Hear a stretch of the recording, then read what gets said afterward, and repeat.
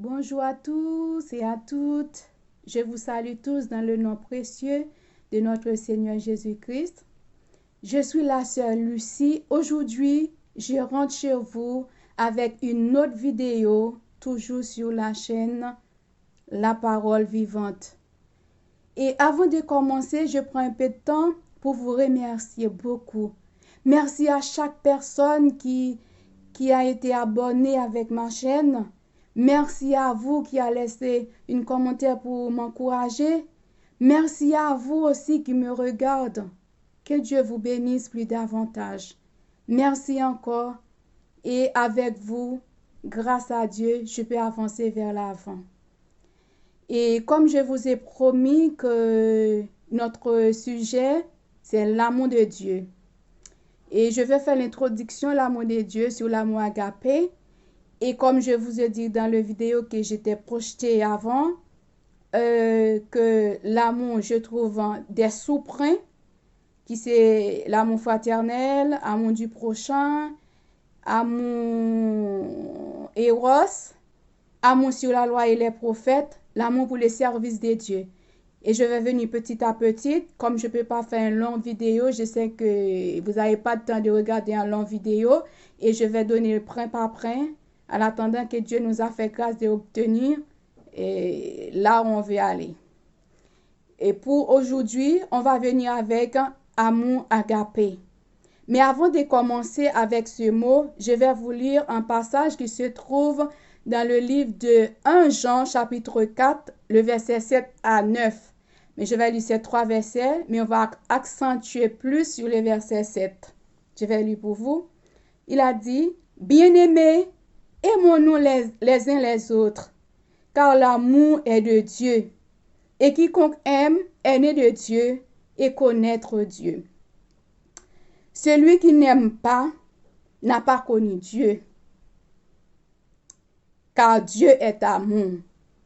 L'amour de Dieu a été manifesté envers nous en ce que Dieu a envoyé son Fils unique dans le monde afin que nous vivions par lui. » Voilà mes bien-aimés. C'est dans ce passage-là que nous allons voir que notre Dieu, il est amour. Ces caractéristiques amour-là, il a partagé avec tous ses enfants. Et je ne sais pas si vous lisez Galates chapitre 5, verset 22, qui ont beaucoup de fruits de l'esprit. Et la première fruit que vous trouvez là-dedans, c'est l'amour. Et tous les autres viennent après l'amour. Ça veut dire l'amour de Dieu est le centre. L'amour de Dieu est la base de la vie de tous les chrétiens, de tout le monde sur la terre. Et je vais vous parler de cet amour qui est infiniment bon. Et je vais vous parler de cet amour qui est infiniment bon, qui nous a fait grâce de nous unir ensemble. Qu'est-ce que cet amour? Agapé est le mot grec, tout simplement qui signifie amour. Cet amour est un amour divin, un amour inconditionnel, un amour mutuel. Et si vous lisez aussi, je viens de le lire, à 1 Jean 4, dans le verset 11, vous allez voir, 1 Jean 2, le verset 7, 1 Jean 4 que j'ai lu tout à l'heure, et vous allez voir la manifestation de l'amour de Dieu. L'amour agapé est un amour fraternel universel. Et je vous le dis tout à l'heure, mes bien-aimés, que cet amour-là est un amour divin, un amour inconditionnel et un amour mutuel. Ça veut dire que cet amour-là, il est incomparable. Il se passe au-dessus de toute chose, mes bien-aimés. Et cet amour-là, c'est la caractéristique de Dieu, mais une caractéristique que Dieu partage avec les hommes, mes bien-aimés. Et vous, qui avez cette caractéristique, qui avez cet amour de Dieu, vous n'allez pas faire du mal, il va vous conduire dans faire de bonnes choses, dans de bonnes conditions, parce que notre Dieu est amour. Et si vous aimez Dieu, si vous connaissez Dieu, l'amour de Dieu dégage un parfum de bonne odeur en nous. Car il a dit, Celui qui ne connaît pas Dieu n'a pas cet amour-là. Vous avez trouvé un amour pour les gens qui ne connaissent pas Dieu, hein? Parce que tout le monde, il faut trouver l'amour. Et quand nous lisons plus bas, vous voyez que l'amour héros, c'est différent avec cet amour de Dieu, cet amour agapé, qui est un amour inconditionnel. Et amour, ça, est un amour fraternel. Dans cet amour-là, on trouve l'amour fraternel qui nous permet à aimer les uns les autres. Une mère a aimé son fils, sa fille. Un père a aimé et son fils, sa fille. C'est cet amour fraternel-là qu'on trouvait aussi dans cet amour agapé, qui c'est un amour universel. Un amour spirituel. Il se donne gratuitement, mes bien-aimés. Mais bien aimé, il y a des choses qui sont importantes. C'est pour la première fois que je trouvais quelque chose qui est précieux, qui est important. On n'a pas besoin d'argent pour acheter. Il se donne gratuitement. Et de la même manière qu'on recevra cet amour gratuitement, il nous a demandé de faire ainsi, de le donner gratuitement. C'est pour cela, vous voyez, on est là. Pour vous annoncer cette bonne nouvelle, puisqu'on avait des personnes qui nous ont enseigné comme ça, on n'a rien payé, mes bien-aimés. C'est un amour désintéressé, sans attendre rien au retour. Les gens qui vous donnent, qui vous partagent cet amour avec vous, il n'a pas besoin que vous donnez de quoi que ce soit, rien en retour. Seulement, il vous explique comment l'amour de Dieu est bon, comment il est agréable, mes bien-aimés, il est doux. Il est inconditionnel. Il n'y a pas de condition pour aimer dans cet amour-là. C'est qu'il nous a demandé d'aimer, de faire tel qu'il nous a aimé en envoyant Jésus pour nous sauver. Voilà, il nous a demandé de partager de cet amour. Il a accepté l'autre tel qu'il est, avec ses qualités et ses défauts. Oh là là. Il souhaite son bien-être, son profit personnel. Il a de la compassion à son égard pour l'autre et l'aime, même s'il n'aime pas de lui. C'est un amour affranchi de l'ego qui se situe au-delà de l'émotion. Mais bien aimé, je comprends pourquoi la Bible a dit, au lieu de considérer notre intérêt, considère celle des autres. L'amour de Dieu nous montre à aimer les uns les autres. Même si la personne ne vous aime pas, il fallait aimer parce que Dieu nous a aimés le premier. Si nous avons aimé Dieu, il faut aimer le prochain, notre frère et soeur, comme Dieu nous a aimés. C'est ça qu'il nous a demandé. Il nous a demandé d'accepter les autres tels qu'ils sont. Même s'il y a des imperfections, avec des différents langages, des différentes de compréhension, les différentes de couleurs, Dieu n'a pas fait exception de couleur, de race, de personnes. Il nous demande tout simplement d'aimer. On a un même Père qui est Jésus de Nazareth, notre Dieu qui nous a fait grâce de nous sauver. Il nous a demandé d'aimer, mes bien-aimés. Moi et vous, nous n'avons pas le choix d'aimer les autres, quoi qu'il arrive. Même s'il y a du mal, il faut aimer, parce que c'est Dieu qui nous a demandé de faire ça. Et l'amour agapé est celui du Créateur pour sa création. Cet amour-là, c'est l'amour que Dieu a pour tout ce qu'il a créé. Vous savez, tout ce qui est sur la terre, sous la terre, tout a été créé par lui et pour lui, mes bien-aimés. Et il a fait tous bien en son temps. Il illustre là le cantique des cantiques. Hein. Il est résumé par le prophète Isaïe lorsqu'il invoque l'amour de Dieu pour Jérusalem. Dieu a aimé Jérusalem, mes bien-aimés. Il a aimé Jérusalem. Tout commence, un jeune homme épouse une jeune fille vierge. Tout commence et tout comme la fiancée fait la joie de son fiancé, tu feras la joie de ton Dieu.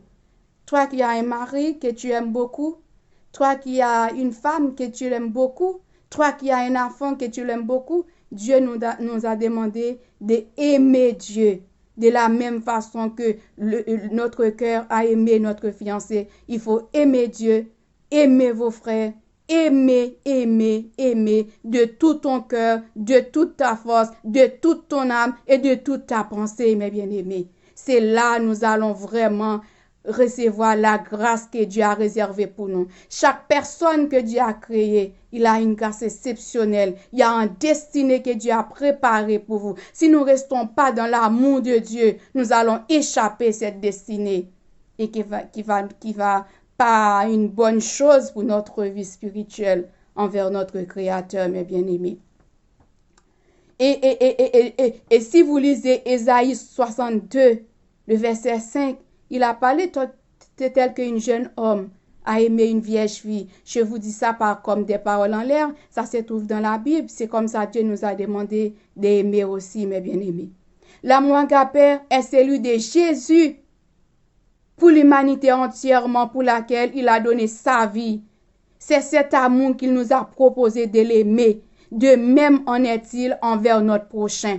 Vous savez, c'est cet amour-là qui a poussé Dieu à donner son Fils unique, donner sa vie sur le bras du calvaire pour nous sauver, pour nous donner la vie. Moi et vous aujourd'hui, nous avons la vie par la grâce de Dieu. Comment pouvons-nous garder cet amour? En cultivant la présence de Dieu en vous. En cultivant la présence de Dieu en soi, en laissant toucher par ses paroles.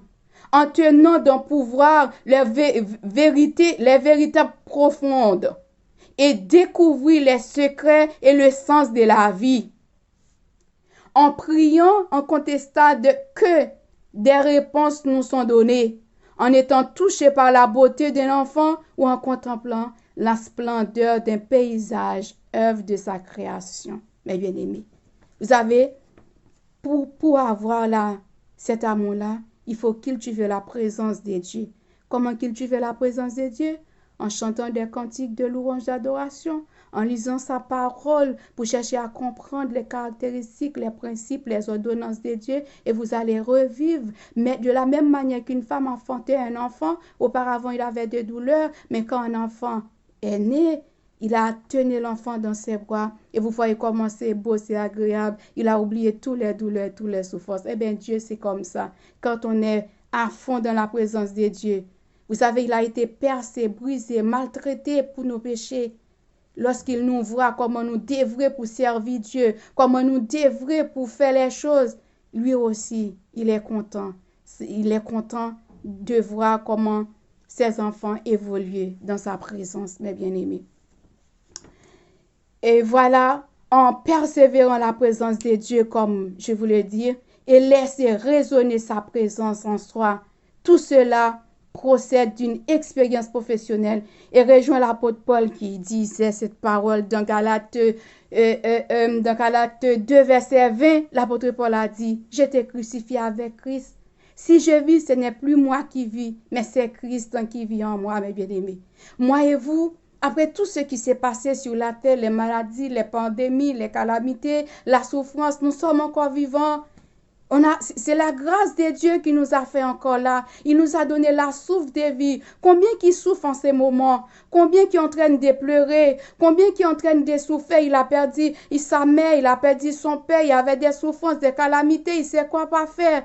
Mais nous sommes encore vivants par la grâce de Dieu. Il a dit dans Galates 2:20, si je vis, ce n'est plus moi qui vis, et c'est Christ qui vit en nous. Mes frères et sœurs, si vous êtes là encore vivants, vous avez la souffle de respirer, c'est par le fait notre Dieu est grand, il est bon, il est fidèle, il est juste, il est agréable.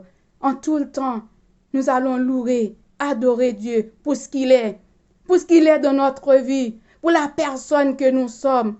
Pour ce qu'il a fait dans notre vie, nous sommes encore là, malgré les maladies, mes bien-aimés. L'amour de Dieu manifesté pour nous, mes bien-aimés. Il a donné son Fils. Et c'est par sa grâce que nous sommes sauvés. C'est par sa grâce que nous sommes en vie toujours, mes bien-aimés. Je vous présente cet amour agapé qui est l'amour de Dieu, inconditionnel, incomparable, qui nous a aimés tant. Il nous a demandé d'accepter les autres avec ses défauts et ses qualités, ses capacités. Nous allons aimer ensemble, mes bien-aimés. Dieu aime ça, Dieu nous aimons. Nous devons aimer nous les uns les autres, car l'amour est de Dieu. C'est là que je vais arrêter avec vous. Et la prochaine vidéo que je vais poster, je vais parler de l'amour fraternel. Parce que je peux pas faire un trop long vidéo comme ça à chaque étape. Vous allez trouver la chance. Si vous savez c'est pas trop long, je sais que vous allez regarder. Et je vous remercie d'avance. Mes bien-aimés, Dieu vous aime. Car il a dit, Dieu a tant aimé le monde qu'il a donné son Fils unique, afin quiconque croit en lui ne périsse point, mais qui a la vie éternelle. C'est sous ces paroles que je vais rester avec vous. Jésus revient bientôt. Acceptez Jésus. Il vous sauve.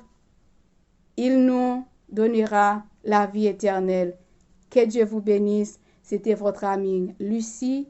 Et puis on dit à la prochaine pour une autre vidéo. Et vous qui m'écoutez, écoutez, abonnez, likez, partagez cette parole afin que le monde entier reconnaisse qu'il y a l'amour de Dieu qui est disposé pour eux. Ses bras ouverts pour attendre tous ceux qui veulent cet amour, accepter Jésus comme Sauveur et Seigneur. C'est là que vous allez recevoir cet amour intarissable. Cet amour, même si vous n'avez pas d'argent, qui vous met la joie dans le cœur. Cet amour, même s'il y avait de la maladie, qui avait la douleur, qui apaise la douleur, qui apaise la maladie, qui a dit tais-toi et quand je parle, la terre tremblait et l'éternité envahit. C'est qui va éloigner toutes les pandémies, tous les soucis, toutes les difficultés envers nous. Notre Dieu, il est bon, il est fidèle. Soyez bénis, soyez fortifiés. Ciao, ciao. À la prochaine pour une autre vidéo. Au revoir.